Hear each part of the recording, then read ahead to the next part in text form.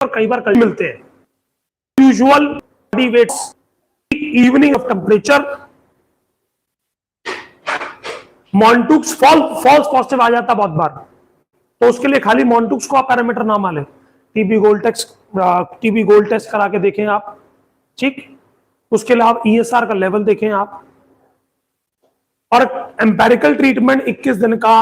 अगर कोई दवाई काम नहीं कर रही है तो एलोपैथी में भी वर्णन है कि आप एकेटी चला के देख लें। अगर किसी का फीवर नहीं जा रहा, ठीक है, बॉडी पे एक्शन रिएक्शन नहीं हो रहा, और 21 दिन के अंदर अगर बॉडी रिस्पॉन्ड करना शुरू कर दे, उसका मतलब ट्यूबरकुलोस बैसिलाई है। तो एम्पेरिकल ट्रीटमेंट भी कई बार फिस्टुला के केस में दिया जाता है। बहुत से फिजिशियंस इसको देते हैं। बहुत से फिजिशियन क्या करते हैं, उस फिस्टुला के टुकड़े को बायोप्सी कराकर देखते हैं कि कहीं कोई सेकेंडरी बड़े भाई तो नहीं पल रहे, ठीक है जी। पस कल्चर भी करा के देखते हैं कि कल्चर में क्या आ रहा है। देखो, धागे का अपना काम है जो आज आप पढ़ेंगे, लेकिन ड्रग का अपना एक अलग काम है, तो सबको आपको पैरेलली प्लान करके चलाना है। फिर इसी के बाद कई बार हम देखते हैं कि इचिंग बहुत ज्यादा होती है और रसायन देना हो, तो व्याधि हरण रसायन को अगर आप देखें और उसका पढ़े डिस्क्रिप्शन, तो उसमें मिलता है भगंदर नासूर में उसका प्रयोग। व्याधि हरण रसायन, कजली, शोधित गंधक उसमें मिलती है। रुदंती, इसका प्रयोग भी हम भगंदर में करते हैं। रुदंती एंटी ट्यूबरकुलर एक्शन करती है, बॉडी के सेल्स को एक्टिवेट करने में मदद करती है, उसका प्रयोग भी आप प्रैक्टिस में कर सकते हैं। रुदंती, सब लिखा नहीं ना कुछ आपने, खाली रुदंती लिखा और इतनी सारी दवाई बताई मैंने, ठीक साहब। तो मेडिसिन की एक्सप्लेनेशन हो गई। अब आते हैं जी उन्हीं वातज पित्तज कफज में तेल अलग अलग है। वात है तो महानारायण तेल डालिए, पित्त है तो धनवंतरम तेल डालें गुदा मार्ग से, या मधुयष्टि तेल डालें। रक्त है तो दूरवादी तेल डालें। कफज बता तो, अरे यार अभी बात पे तो बता, अभी कफज में कूद गए, कफज बता रहा हूं। और कफज है तो पिप्पलियादि तेल, ठीक है, कि पिप्पली संकुचन करती है, कफ को निकाल देती है, निस्सरण कर देती है, बाहर निकाल देती है। पिप्पली आदि तेल कफ में। पित्तज पे बेटा मैंने बताया आप धनवंतरम तेल का प्रयोग कर सकते हो या मधुयष्टि तेल का। बर्निंग ज्यादा है तो हम कई बार शतधोत घृत का ही प्रयोग करते हैं। शतधोत घृत, क्योंकि जो घी होता है ना, अगर वो काऊ का घी है तो उसकी प्रॉपर्टी है कि वो सूदनिंग एक्शन देता है, ठीक। रक्तज में दूरवादी तेल। अब ये मत करना कि एक ही तलवार सबको काटना शुरू कर देना। जो काम सुई से होगा सुई से, तलवार से होगा तलवार से, तोप से होगा तोप से। सबके अलग पैरामीटर है। विष्णु तेल मैंने ऑलरेडी बता दिया फिस्टुला में किसका प्रयोग करना। विष्णु तेल बताया ना मैंने आपको, विष्णु जाति तेल फिस्टुला में लिखिए, विषम जाति तेल, ठीक है।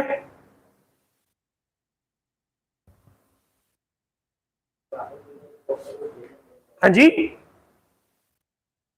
तो अभी हमने फिस्टुला की कुछ दवाइयों के बारे में जाना जो मेडिसिन का हम प्रयोग करते हैं। अब हम पढ़ेंगे फिस्टुला की डिटेल के ऊपर। फाइन, कल हम ये पढ़ रहे थे, कल का सेशन हमारा रुक गया था तो हम उसको आगे कंटिन्यू करते हैं।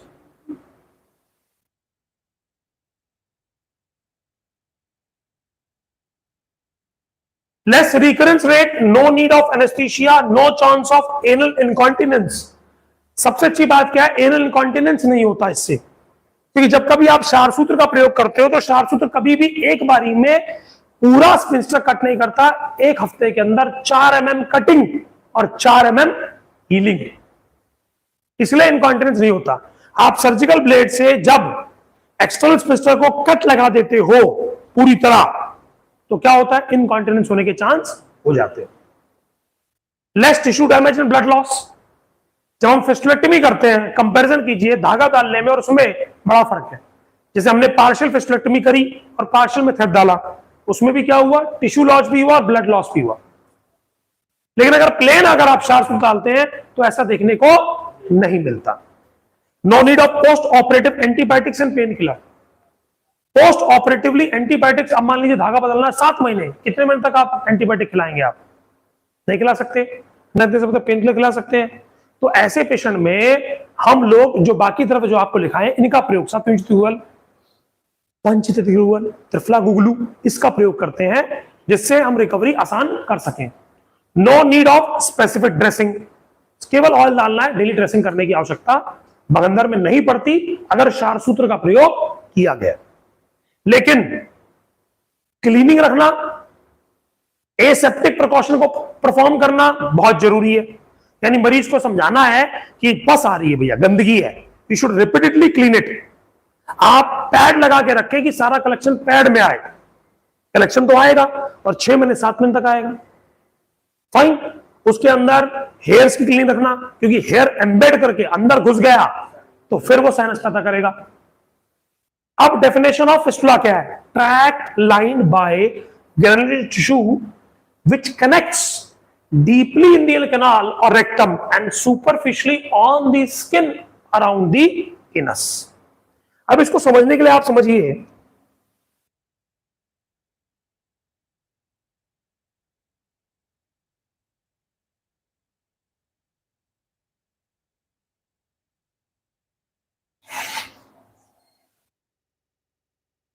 ये सारा आपका एक ट्रैक है, इसमें इपिथेलाइज्ड हो गया है,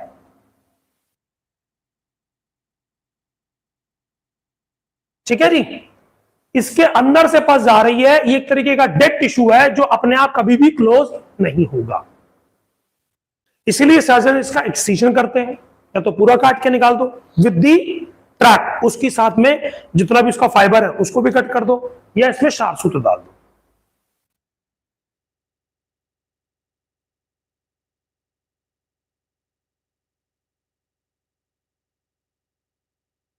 अब आते हैं साहब पोजीशन ऑफ एनोरेक्टल एब्सिस।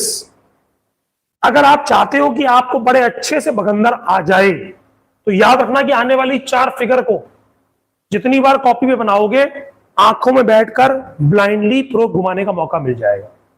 कैसी? इमेजिनेशन। ये कहा जाता है, एक स्टेटमेंट किसने कही है? People are rewarded in public those who practice personally. यानी जितनी प्रैक्टिस आप बैठ के कर रहे हैं उसी का रिवॉर्ड आपको पब्लिक में मिलेगा। आप सोचिए जी, पेशेंट लेटा और लेटते में सर्जन बन गया तो आप कभी भी कामयाब नहीं होंगे। अब पहली प्रैक्टिस क्या है? आपको पोजीशन तो पता हो कि कौन सा एब्सिस किसको ड्रेन करना है, किससे प्रोब निकालनी है। अगर आपको नहीं पता तो सर आप सोचोगे प्रोब जाएगी और निकल आएगी, ऐसा नहीं होता। अगर मान लीजिए आपने फॉल्स ट्रैक बना दिया, मैं बताऊंगा फॉल्स ट्रैक बनता कैसे है, बहुत से सारी दोबारा क्यों करनी पड़ती, उसका भी रीजन आएगा। तो अभी हम क्या बात कर रहे हैं? ये है जी supralevator abscess, ischiorectal abscess, intersphincteric abscess, perianal abscess. उस लेडी को, उस लड़की को क्या बना था? पेरिएनल एब्सिस, क्योंकि स्पिंस्टर कांटेक्ट में नहीं थे। इस लड़के को क्या बना है? इस्चोरेक्टल एब्सिस, जो ब्रस्ट कर रहा है। इतना बड़ा इसलिए है क्योंकि इसका साइज ही बड़ा होता है। अगर ये ब्रस्ट करता नहीं तो ये कभी ठीक होता भी नहीं। अब ठीक है, कॉम्प्लिकेशन हो गई है, हीमोग्लोबिन फॉल कर गया, बीटी चलाना पड़ेगा, प्रिकॉशन करनी पड़ेगी, लेकिन ये एब्सिस धागा चाहे यहां से पास हो रहा है, उसने अपना इंपैक्ट दे दिया, क्योंकि शार का क्या काम है? लेखन करना, स्क्रैपिंग करना, छील देना, डिब्राइडमेंट करना। तो जो कलेक्शन है वो कहां से निकलेगा? कहीं से ब्रस्ट करके निकलेगा, ठीक है। तो ये एब्सिस आपको क्लियर होने चाहिए। नेक्स्ट, अब type of anal fistulae. Type of anal fistulae को देखें ध्यान से। टाइप ऑफ एनल फिस्टुली के अंदर स्टैंडर्ड क्लासिफिकेशन है, उससे पहले लो लेवल फिस्टुला कौन से होते हैं? Open into the canal and below anorectal ring, यानी कैनाल के अंदर खुले और इस रिंग के नीचे खुले। ये सब कौन से हैं? लो एनल। हाई कौन से है? Fistula open into the canal at or above anorectal ring, यानी रिंग के ऊपर जा रहा है। और ये ध्यान रखिएगा, दुनिया का कोई भी सर्जन हाई लेवल को प्रोब को घुमाकर लो लेवल में कन्वर्ट करे बिना ठीक नहीं कर सकता। यानी अगर प्रोब मेरी ऊपर जा रही है तो रेक्टम से मैं धागा ला ही नहीं पाऊंगा, मैं क्या कोई नहीं ला सकता दुनिया का। आप लेप्रोस्कोपी यूज करोगे तो कितना हिस्सा काटोगे साहब। अब मैं समझाता हूं, मान लो यहां बड़ा छेद हो गया, तो अब जनाब पॉटी कहां से आएगी? ये बैग भर जाएगा, कॉलम बोरागनी खुलेगी नहीं, सारी पॉटी कहां से आएगी? इसलिए कभी भी प्रोब करके यहां तक ओपनिंग नहीं बनाई जाती। पतली ओपनिंग से पस तो आ रही है लेकिन पॉटी का ड्रेन नहीं आ सकता। समझ मेरी बात? समझ क्या समझाना चाह रहा हूं? इसलिए कभी भी प्रोबिंग इतनी ऊपर ले आकर कनेक्ट नहीं की जाती। इवन मॉडर्न सर्जन्स भी कभी भी इतनी ऊपर जाके कनेक्शन नहीं करते, ना वो इतने को कट करते हैं, तो वो हाई लेवल को लो लेवल में कन्वर्ट करते हैं।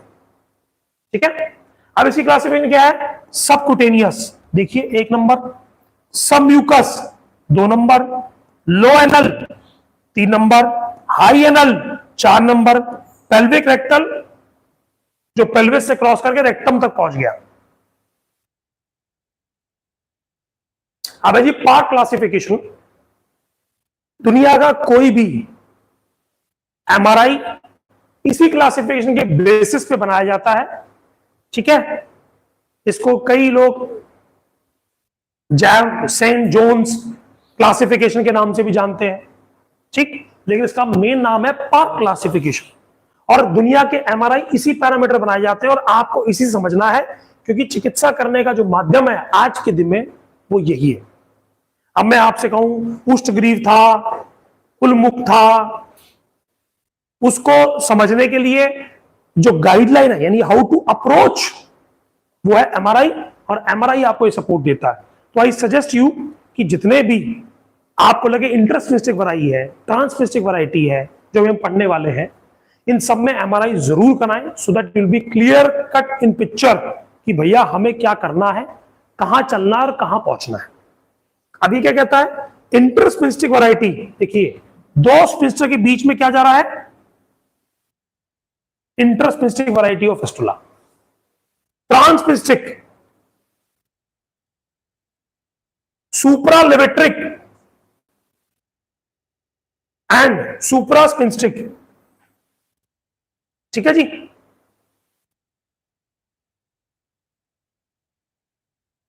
अब इसकी प्रोबिंग कैसे करनी है?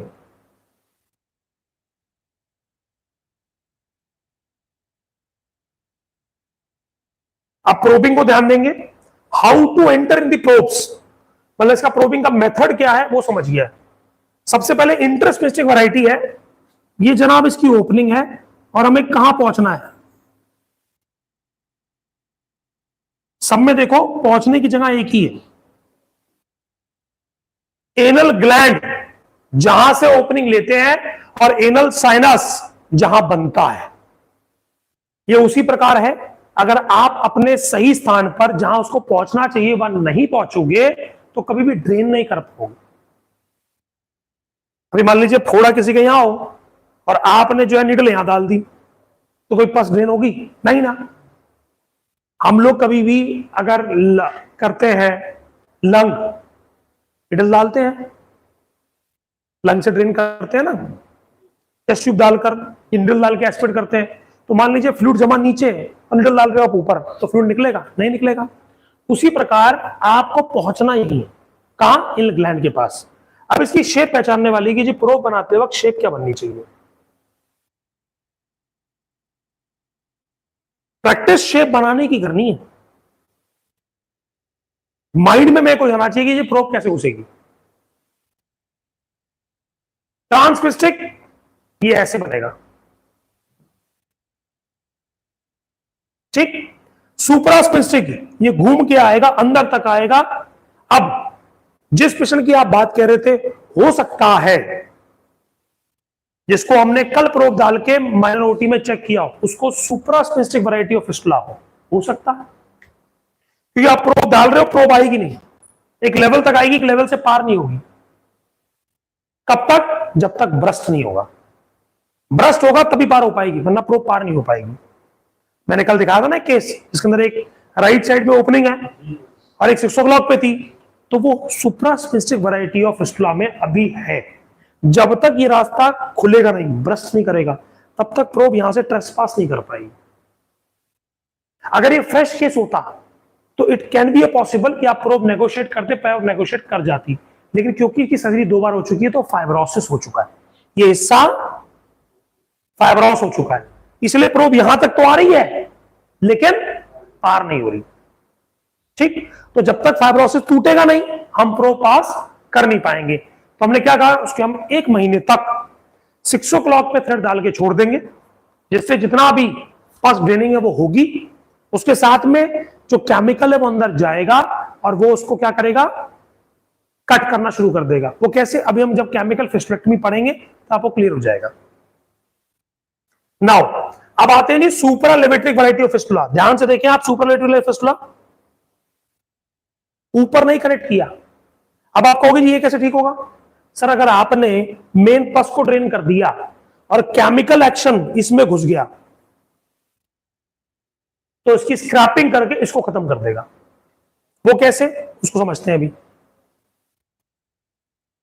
इसके लिए समझना पड़ेगा आपको क्षार सूत्र का केमिकल एक्शन।